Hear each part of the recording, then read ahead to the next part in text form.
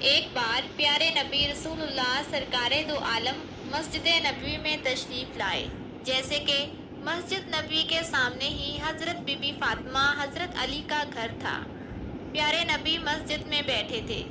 حسن اور حسین کے رونے کی بہت ہی تیزی سے آواز ان کے کانوں میں پڑی۔ پیارے نبی رسول اللہ آپ وہاں سے اٹھے اور بی بی فاطمہ کے گھر کے دروازے کے پاس تشریف لے آئے۔ دروازہ کھٹکا کر آواز دی، بیٹی فاطمہ دروازہ کھولو۔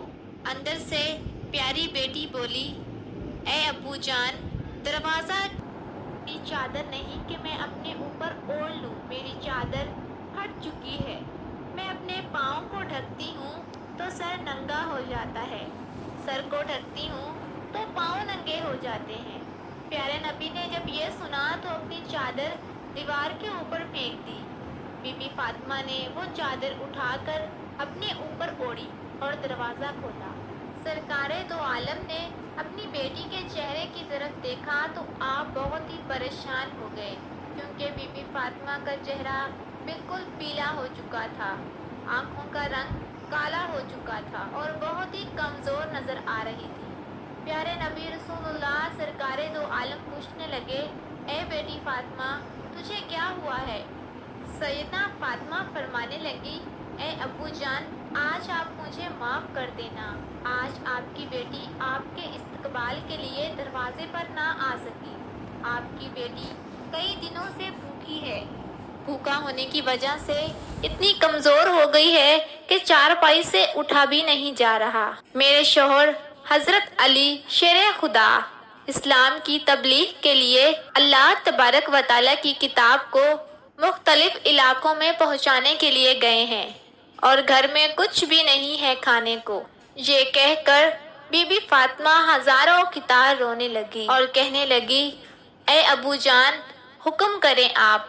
پیارے نبی اپنی بیٹی کی بات سن کے ہزاروں کی طرح رونے لگے اور کہنے لگے کہ میں مسجد نبوی میں تھا، حسن اور حسین کی رونے کی آواز بہت تیزی سے آ رہی تھی، میرے کانوں میں پڑی، میں پریشان ہو کر آیا ہوں۔ حسن اور حسین کیوں رو رہے تھے؟ بیٹی بولی، اے بابا جان، روئے نہیں تو اور کیا کریں، حسن اور حسین 2 دن سے بھوکے رو رہے ہیں۔ پیارے نبی نے اپنا مبارک ہاتھ اپنی بیٹی کے سر کے اوپر رکھا اور انہیں دلاسا دیا کہ اے بیٹی، صبر کرو۔ رسول اللہ سرکار دو عالم نے حسین کو اپنی گود میں لیا اور اپنی مبارک انگلی حسین کے منہ میں ڈالی تو حسین انگلی کو چوسنے لگا اور خاموش ہو گیا۔ حسن کو اپنے کندھوں پہ اٹھا لیا، حسن نے بھی خوب آرام پایا۔ اسی طرح دونوں ننھے شہزادے آرام میں آ گئے۔ اتنے ہی مسجد نبوی میں اذان کی آواز گونجنے لگی۔ بی بی فاطمہ نے اپنی جانماز بچھائی اور نماز پڑھنے کے لیے کھڑی ہو گئی۔ اتنے میں ہی پیارے نبی رسول اللہ نے دیکھا کہ فاطمہ نماز پڑھتے پڑھتے ہی گر گئی ہیں۔ آپ دوڑے دوڑے اپنی بیٹی کے پاس آئے اور ان سے پوچھا، اے بیٹی، تجھے کیا ہوا ہے؟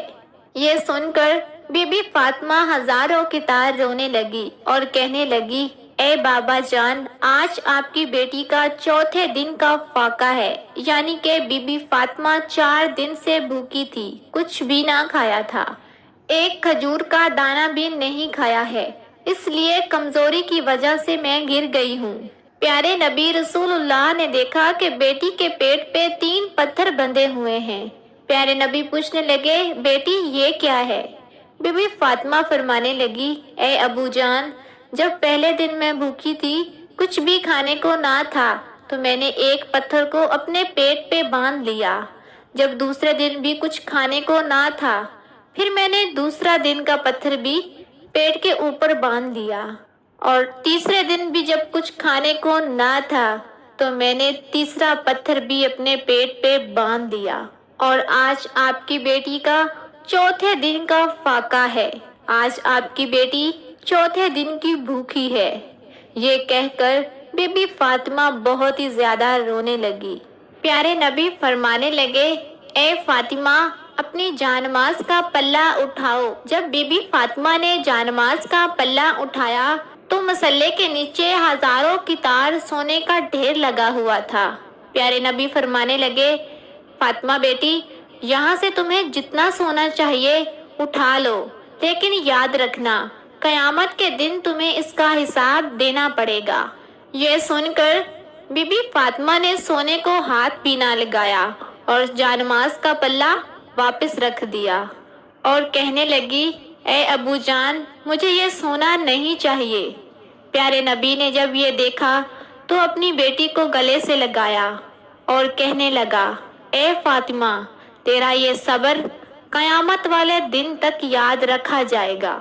تمہارا شوہر حضرت علی اسلام کی تبلیغ کے لیے مختلف علاقوں میں اللہ تبارک و تعالیٰ کی کتاب کو پہنچانے کے لیے گیا ہے، اس لیے ہی نبی خاندان کے چولہے ٹھنڈے پڑ گئے ہیں۔ اے بیٹی، صبر کرو، اللہ صبر کرنے والوں کے ساتھ ہوتا ہے۔ اس کے بعد پیارے نبی رسول اللہ نے اپنے پیٹ سے کپڑا ہٹایا تو بی بی فاطمہ نے دیکھا کہ ان کے پیٹ پہ تو 3 ہی پتھر بندھے ہوئے تھے، جبکہ پیارے نبی سرکار دو عالم کے پیٹ پہ 4 پتھر بندھے ہوئے تھے۔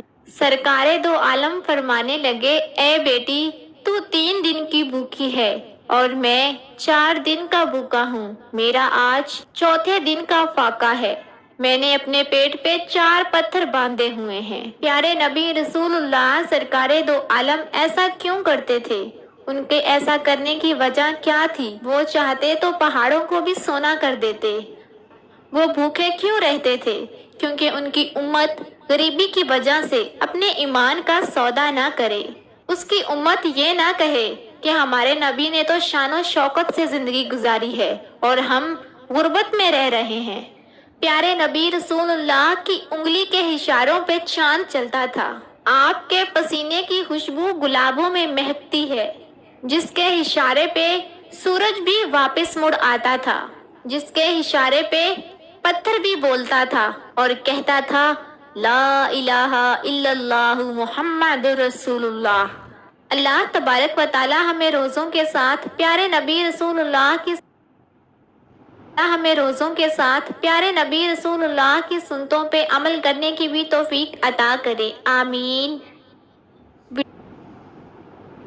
ویڈیو اچھی لگنے کی صورت میں ویڈیو کو شیئر کر دیا کریں اور ہمارے چینل کو بھی سبسکرائب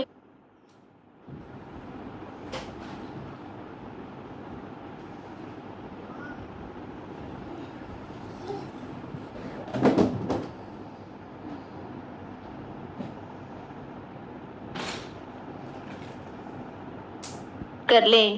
ہمارے چینل پر